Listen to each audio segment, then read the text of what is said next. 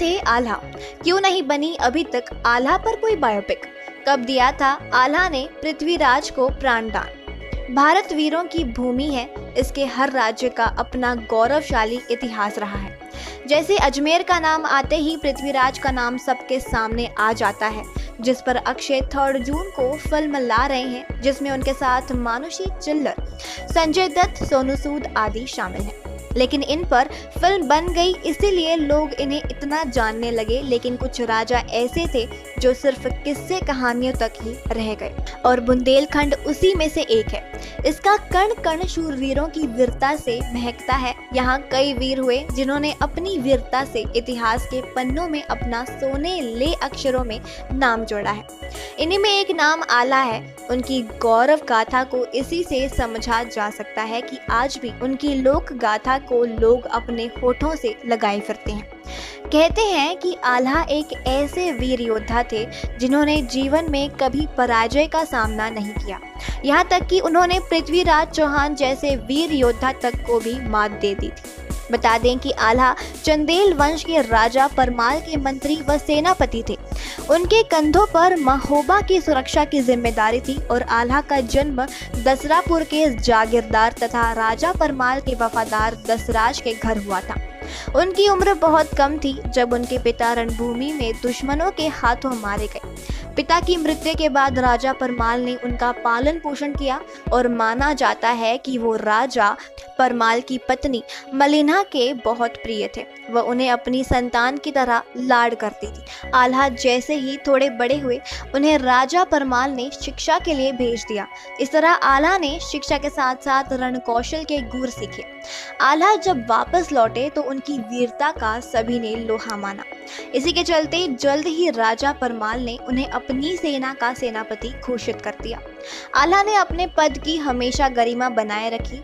अपने सफर में वह राजा परमाल के उपकारों को कभी नहीं भूले। यही नहीं, उन्होंने राजा परमाल के लिए खुद को मरते दम तक समर्पित भी कर दिया। राजा परमाल आल्हा को अपने पुत्र के सामने मानते थे और राज्य के प्रति आल्हा की निष्ठा पर उन्हें पूरा विश्वास था। रानी मलिन्हा भी उनसे स्नेह करती थी। बस यही बात रानी मलिन्हा के भाई महिला को खटकती थी। उन्होंने आल्हा को बुलाया और अपनी बात रखी। इत्तेफाक से आल्हा ने अपना घोड़ा माहिल को देने से इनकार कर दिया। उन्होंने कहा, एक सच्चा राजपूत भले ही किसी के लिए अपने प्राण हंसते हुए दे दे, मगर अपने अस्त्र शस्त्र और घोड़ा किसी को नहीं दे सकता। आल्हा का इनकार सुनते ही राजा को माहिल की बात सही लगने लगी और उन्होंने क्रोध में आकर आल्हा से राज्य छोड़कर चले जाने को कहा। आल्हा ने भी अपने राजा के आदेश का सम्मान रखा और महोबा से कन्नौज चले गए। आल्हा के महोबा से जाते ही पृथ्वीराज चौहान ने महोबा पर हमले की घोषणा कर दी। हमले की सूचना मिलते ही रानी मलिन्हा ने राजा परमाल से आल्हा को वापस बुलाने की विनती की। पहले तो राजा परमाल राजी नहीं हुए, किंतु समय के साथ उन्हें आल्हा को बुलाना ही पड़ा। राजा की सूचना मिलते ही आल्हा जल्द ही पृथ्वीराज चौहान से लोहा लेने वापस महोबा पहुंच गए। महोबा पहुंचते ही आल्हा ने मोर्चा संभाल लिया। उनके साथ उनके भाई उदल भी थे और कहते हैं कि उनके भाई उदल उनकी परछाई जैसे ही थे। वह भी इतने वीर थे कि सामने से उसे मार पाना लगभग असंभव था। और पृथ्वीराज की सेना इस बात को समझती थी। वह जानती थी कि आल्हा को खत्म करने से पहले उसे उदल को अपने रास्ते से हटाना पड़ेगा। वो जानती थी कि जब तक उदल खड़ा है तब तक एक कदम भी आगे बढ़ना आसान नहीं होगा। लेकिन खैर, वह युद्ध के मैदान में थे, इसलिए किसी भी कीमत पर उन्हें आगे बढ़ना था। इसके लिए उन्होंने एक प्लान के तहत उदल पर हमला बोल दिया। इसी बीच दुश्मन को मारते हुए उदल पृथ्वीराज ने नजदीक पहुंच गए और वह उन्हें मारने वाला ही था। तभी पृथ्वीराज के सेनापति चामुंडा राय ने उदल के पीठ पर वार कर उसकी हत्या कर दी।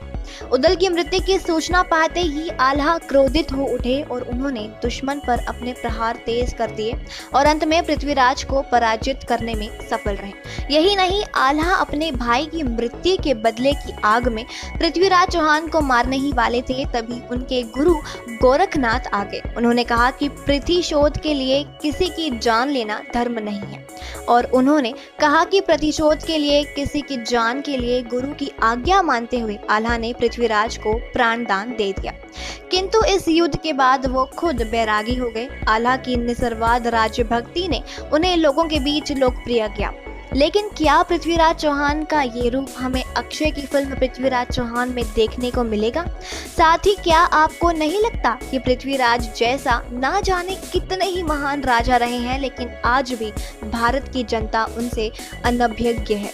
इंडियन फिल्म इंडस्ट्री के मेकर्स सिर्फ उन्हीं राजा के बारे में दुनिया को बताते हैं जिनकी लड़ाई मुस्लिम शासक से थी। जो अपनों से ही लड़े उनका इतिहास में जिक्र तक नहीं है। और जबकि आल्हा पृथ्वीराज से भी ज्यादा साहसी और वीर थे। आपके हिसाब से क्या इन पर बायोपिक नहीं बननी चाहिए? अगर कोई मेकर इनकी बायोपिक बनाएगा तो वो कौन होगा? क्या यश राज फिर से लेकर आएंगे एक नई बायोपिक? हमें कमेंट सेक्शन पर जरूर बताएं। और हाँ दोस्तों, जाते जाते इस वीडियो को लाइक और हमारे चैनल बॉलीग्राड स्टूडियोज को जरूर सब्सक्राइब कीजिएगा। हम फिर मिलेंगे एक नई वीडियो और नए कंटेंट के साथ। तब तक खुश रहें, सेफ रहें, बने रहिए मेरे साथ।